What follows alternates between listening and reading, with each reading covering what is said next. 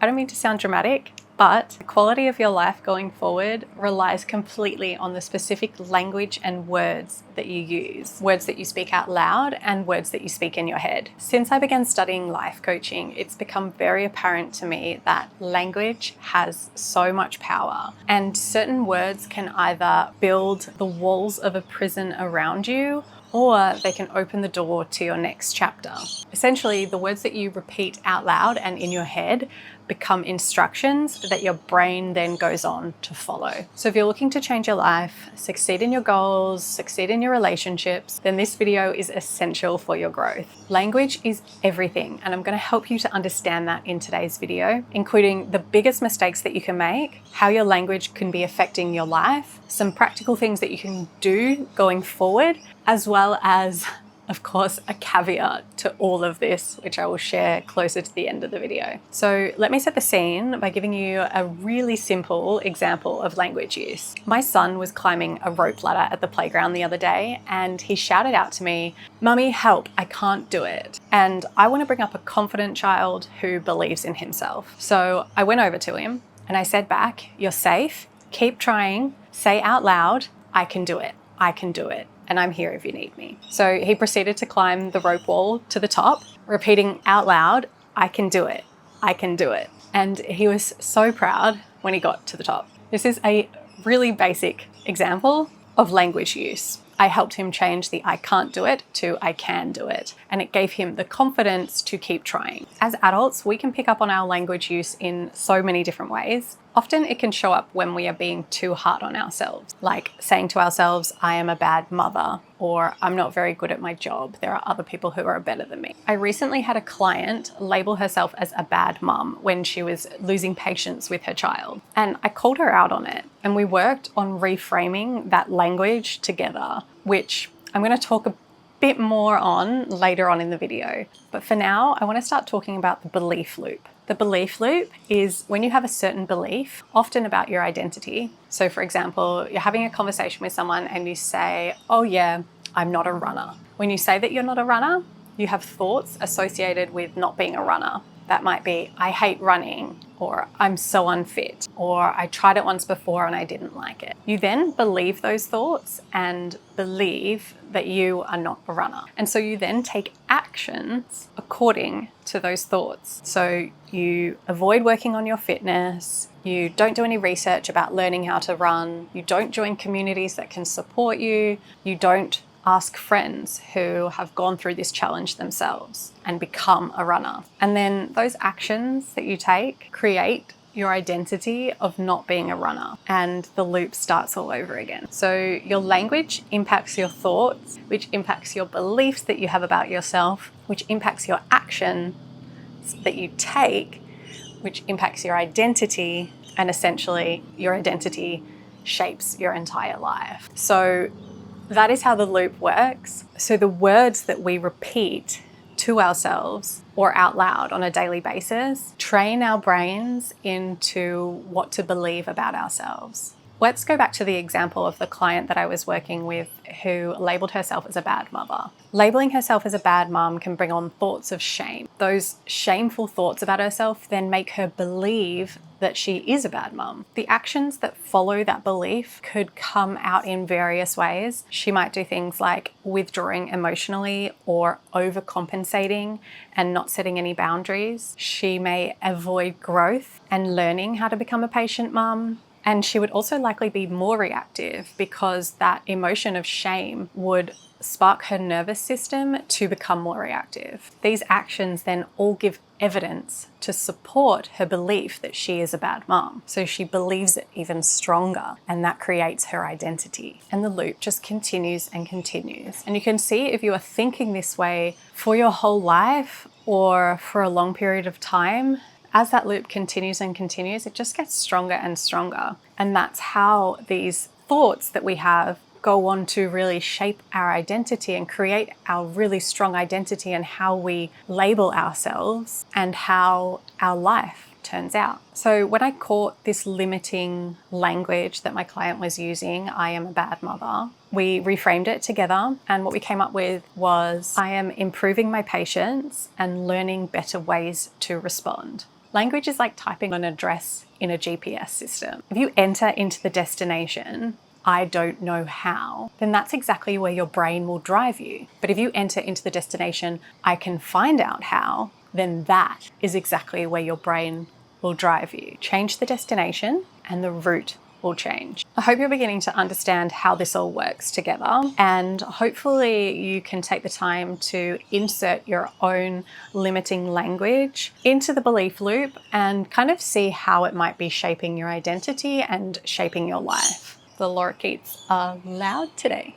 So there is a mistake that I think a lot of people make with this belief loop, and that is repeating positive affirmations with better positive language, and then going out and living their life as if nothing has changed and hoping that that positive language that they set in their affirmations will change their life. It will have an impact on some degree, but if you want quick and lasting change, like an impact on your life that's going to last forever, welcome to Australia. It's the Kookaburras. As I was saying, if you want lasting change that will impact your life forever, you need to act on the positive language. And I think that's the part that most people miss, the action part. So first, you need to be aware of your thoughts. When you notice that the language that you're using is limiting you or not serving you, you choose in the moment to reframe it and use better language to form your new belief that supports your growth. And then you act. You don't miss the action part. In your everyday life, you want to consciously take action according to this new belief. This might look like learning about something. If we think back to my client, it could be reading or listening to positive parenting books and podcasts and things about emotional regulation. This action supports her new belief that I am improving my patience and learning better ways to respond. If you followed me around in everyday life, you would see me like walking around and then going, stop. And I just stop. And in that moment, I'm actually reframing something in my head. I've had a thought that I've noticed that is like not serving me. And I stop and I go, okay, let's rearrange that. That doesn't help me, that doesn't serve me. How can I reframe that into better language that supports my new belief and supports the identity that I am becoming and the life I am trying to create? Language also controls your emotional state. For example, you may say, I am overwhelmed. This sentence alone can increase the stress response. So you can try changing it to, I have a lot on today, but I'm going to take one step at a time. I actually tend to use the language of I'm overwhelmed a lot. This has come up for me a lot in my life. And I learned something in my coaching course that has really helped me figure out why this happens. Certain people have the tendency to either look at the bigger picture or look at the smaller picture. If you follow your thought process a bit throughout the day, you'll notice that you tend to be a big picture person or a small picture person, or lean to one side more often. Someone who gets overwhelmed a lot and uses the overwhelmed language tends to be a big picture person. They're always looking at the big picture, always looking at the end, oh my God, there is so much to do. Wow. Like you can see how looking at that is very overwhelming. So if you are the type of person who gets overwhelmed, you want to think about your big picture thing and bring it down. How can you bring your big picture down to a small picture? How can you focus on the details? And so that's why the way I reframe this I am overwhelmed is I say, I'm just going to take one step at a time. When I was dealing with the death of my sister and all the things that had to be done after that, I was so overwhelmed and I had to work really hard to bring it down to the small picture and say, look, I've just got to put one foot in front of the other. What is the next best step that I can take? And then after that, what is the next best step that I can take? What it does when you go from big picture to small picture and you reframe that big picture worry in your head down to something more small is it instantly diffuses that anxious, overwhelming feeling and you relax. And it creates a more manageable thing to focus on going forward. Focusing on something small and manageable instantly softens the stress that you are feeling in that moment. And it's all done by simply making a tiny change in the language that you use. So I hope you're seeing how important language is. What I said earlier was that there is a caveat to all of this. So I want to get to that in a moment, which I will. But for now, I actually want to give you some practical things that you can use and practice going forward in your everyday life. So the first thing I want you to do moving forward after this video ends is to just start noticing. Start noticing the specific language and words that you are using throughout the day when you are speaking to others and when you are speaking to yourself. If you do start to notice these throughout the day, practice reframing them. And you might only start to notice once or twice a day, and then the next day you notice a couple more times. For me, it's just become a habit now, and I'm constantly reframing throughout the day. I like this because we don't have to sit down and journal. We don't have to sit down and do an exercise. This is just something that you can practice all the time, something you can practice when you are looking after your kids, when you are at work. Like, as long as your brain is switched on and you're awake, you can practice this. Another simple practical thing that you can do, which I love this thing, is when you notice that you are saying something limiting, is to add the word yet onto the end of the sentence. So if you notice you say, I'm not confident yet, it's almost like you are catching yourself in the moment of saying something limiting and then revoking that statement by adding the yet on the end. Yet implies that you can work on it and that you are becoming. When I find myself adding yet onto the end of a sentence, it feels really empowering for me, and it reminds me that there are resources out there to change any belief. I just haven't found them yet.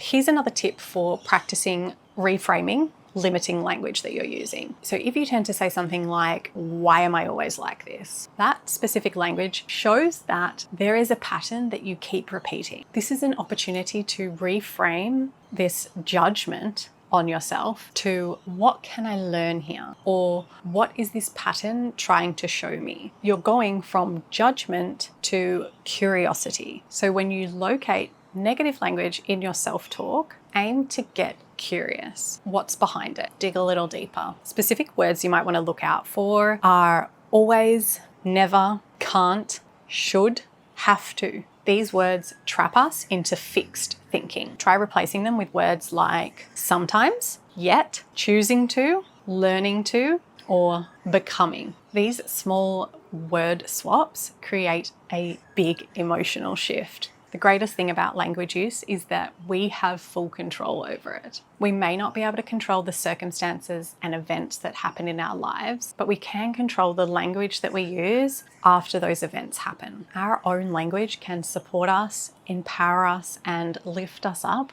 in times where we require resilience. So earlier I said that there's a caveat to all of this, and I want to talk about that now. I don't want you using positive language to suppress your emotions and how you are really feeling in that moment. Covering up your real emotions with positive language is toxic positivity.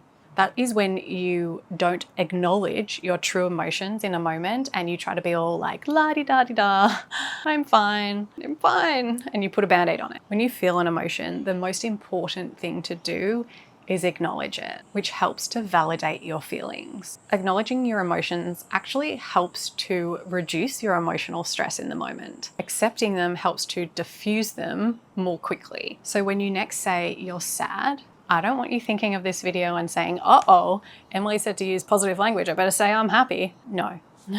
Say you're sad. Acknowledge that you're sad. Give yourself compassion and understanding, and then choose the language that will support you going forward. Give yourself time, but don't dwell on the emotion. Choose language that supports you and holds you to help you move forward, instead of language that traps you there. If this video made you realize how harsh your inner voice can be, I want you to watch my video on how to stop reacting to your emotions. Because once you change your language, the next step is to learn how to respond calmly when things happen instead of automatically. So you can watch that video here on the screen now. Change the way you react, change your life. Thanks for being here, and I'll see you in the next one. Bye.